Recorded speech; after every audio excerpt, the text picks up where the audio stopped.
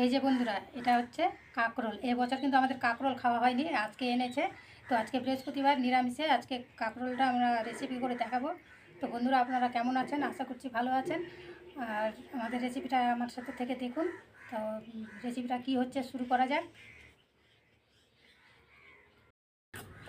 এইভাবে করতে হবে।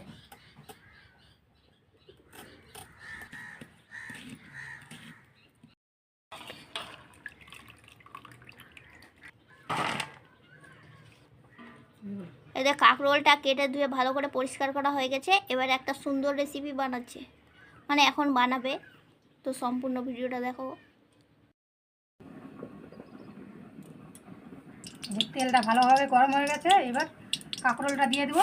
আর ওদিকে ভাত হচ্ছে। ওদিকে ভাত হতে থাক, এদিকে কাঁকরোলটা তেলের মধ্যে দিয়ে দিচ্ছে।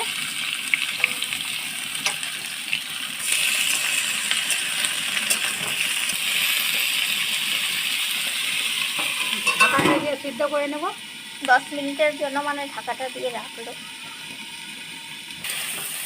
এতে 10 মিনিট পরে ঢাকাটা তুলে দেখতে, মানে একটু ভাজা ভাজাটা হয়ে গেছে, নরম হয়ে গেছে। এবার দিয়ে দেবো হলুদ গুঁড়ো, স্বাদ মতো লবণ,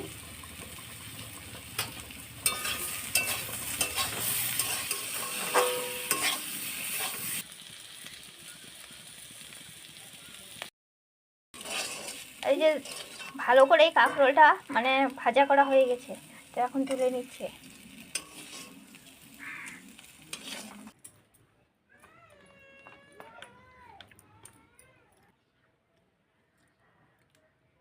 তো কাঁকরোলটা মানে কি হচ্ছে, এই যে রেসিপিটাতে করে দেখালাম কাঁকরোল ভাজা।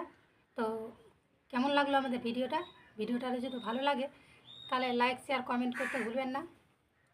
আবারও নিয়ে আসবো আপনাদের সাথে নতুন কোনো রেসিপি নিয়ে। এখনকার মতো এই পর্যন্ত। আমরা কাঁকরোল ভাজাটা খেতে থাকি। তোমরা প্লিজ চ্যানেলটাকে সাবস্ক্রাইব করো।